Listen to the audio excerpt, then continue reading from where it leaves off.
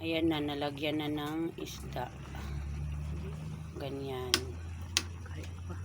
Matigas pa daw yung mga cowpeas. Yan yung cooker. Oh, smiling yan.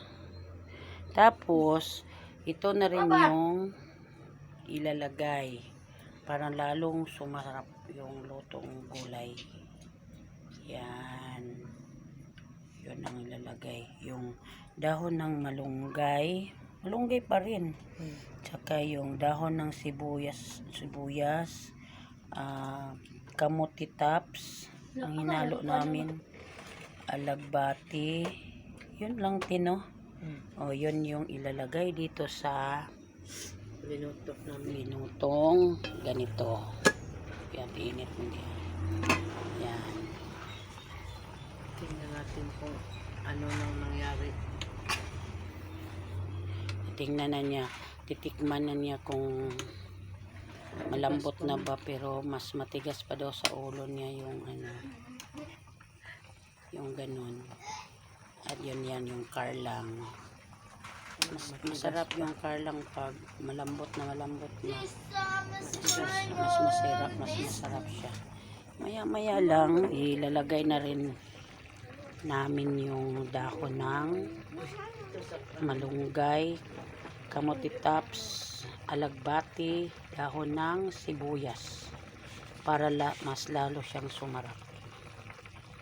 Ganun lang kami dito sa bundok. Tsada yung kulo-kulo, sabi natin samporni. Gawa kami ulit ng video na mas dito kasi nagano lang kami muna nito, kung merong mga may alam kung paano lulutuin yung halong gulay sa pritong isda. Ito yung pinakasimpleng luto dito sa amin, yung ganyan. Tapos sa sahog ilalagay na rin yung sahog pag lumambot nitong garlang at saka yung mga buto ng cowpeas.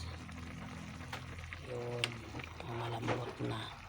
Yun na, ilalagay na ni Ate Samporning yung dahon. Yun. Yun, ganun na lang yun. Maya-maya, luto na daw yun. Siya yung simpleng babae at mahilig magluto ng kahit ano-ano, basta part ng gulay. Siya yun, may alam doon. Kami, tatanggap na lang kami ng malinis, huwag lang yung madumi. Kain lang kami kasi siya yung marunong magluto eh.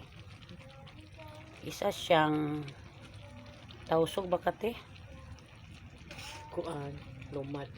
Lumad na taga Malay-Balay.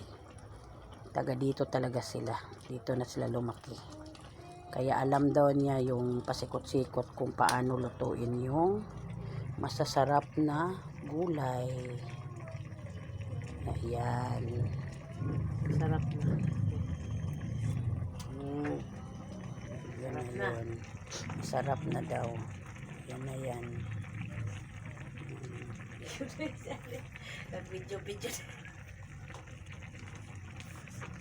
Video deh mama pagluto ninyo. O kami Julie, kami naghimo atong kuan sa kabidyo nga gulay gihapon.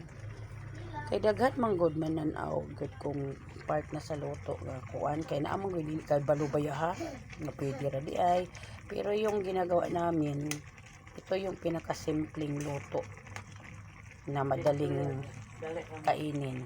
Maghanda ka lang ng buto ng cowpeas, tapos karlang, tapos pritong isda, dahon ng malunggay, dahon ng alagbati, kamuti tops, dahon ng sibuyas. Yun na yun, masarap na yun dito sa amin. Kaya sana nakakaalam nito, di ba mga kababayan, masarap itong kainin, lalo na pag mainit. Kainin mo na agad, ang sarap niya. Yun, sarap na yun. Kaya sa susunod na video namin, sana susuportahan nyo rin kasi may pahabol si Ate Samporning na gagawin na hindi daw natin alam. Kaya sana suportahan nyo yung video namin at saka yung hindi pa nakasubscribe, pakisubscribe na lang din sa channel ko sa Don Is. Maraming salamat po. Naluto natin, oh. Tapos na hainin na niya. Pinatay na niya yung apoy. God bless you all. Salamat ating supporting sa ating mga panibagong video.